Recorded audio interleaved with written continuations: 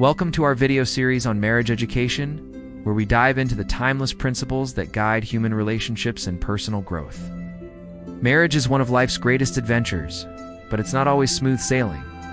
Whether you're newlywed or celebrating decades together, understanding how to build a thriving marriage is key. Today, we'll explore the core topics that marriage education covers. These ideas will not only strengthen your relationship, but also unlock your potential as individuals. From the inner workings of a healthy self, to overcoming hidden traumas, and mastering the art of achieving shared goals.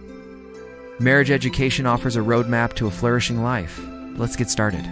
The dual nature of humanity, healthy and traumatized selves. At the heart of marriage education lies a profound truth. We are all complex, divided beings. We have a healthy self, the part of us that strives for goodness and builds a meaningful life. This is the you who cooks a comforting meal for your family, hugs your spouse after a long day, or learns to play guitar to surprise your partner. Over time, we develop skills and attitudes that let us connect deeply with others and feel confident in who we are. For example, you might master active listening to understand your spouse's needs, or cultivate patience to navigate parenting challenges. These strengths reflect the best of our human nature. But there's another side to us, the traumatized self. Drawing from Christian teachings, marriage educators often describe this as rooted in original sin, or the fallen nature of humanity. Traumas, big or small, shape how we respond to life.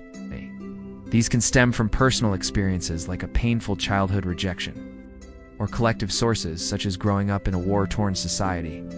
Inherited traumas also play a role.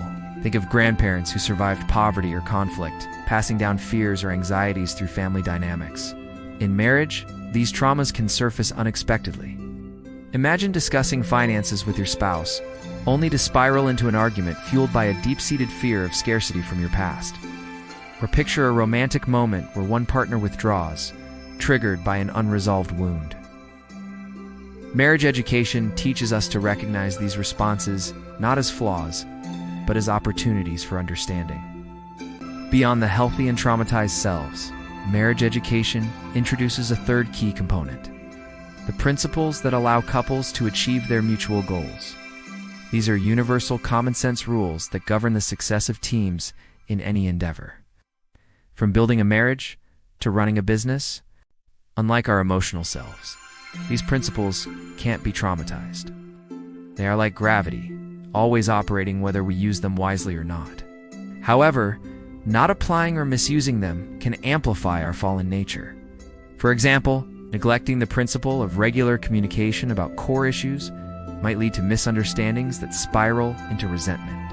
In marriage, these goal-oriented principles guide couples toward shared goals, like raising happy children or planning a secure future. Many marriage educators emphasize one such principle.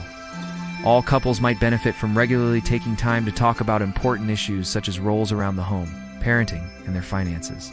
Similarly, Dr. John Gray, author of Men Are From Mars, Women Are From Venus, highlights the principle of understanding the strengths that men and women both bring to the relationship.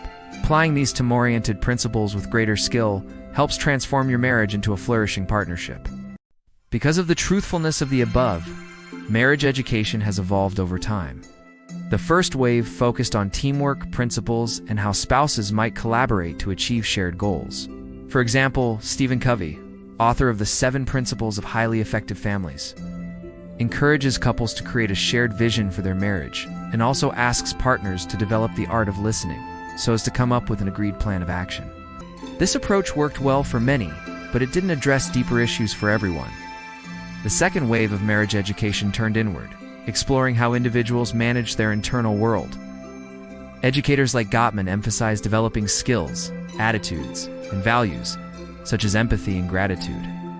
When one spouse grows, their partner often responds positively, creating a virtuous cycle. For example, if you learn to express gratitude daily, your spouse might feel more appreciated and reciprocate, enhancing your connection. This wave recognized that a strong marriage starts with wholesome individuals. The third wave tackled the role of trauma in relationships. Dr. Sue Johnson, in her book Hold Me Tight, teaches couples to foster secure attachment, turning conflicts into moments of closeness. Through guided conversations, couples might uncover the root causes of their triggers, like a fear of abandonment from childhood.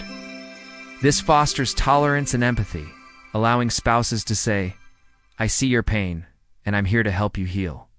By addressing trauma, couples build a foundation of trust that makes other principles easier to apply. In summary, marriage education is more than a set of tips. It's a journey into the heart of what makes us human. By understanding our healthy and traumatized selves, we learn to grow through life's challenges, turning weaknesses into strengths.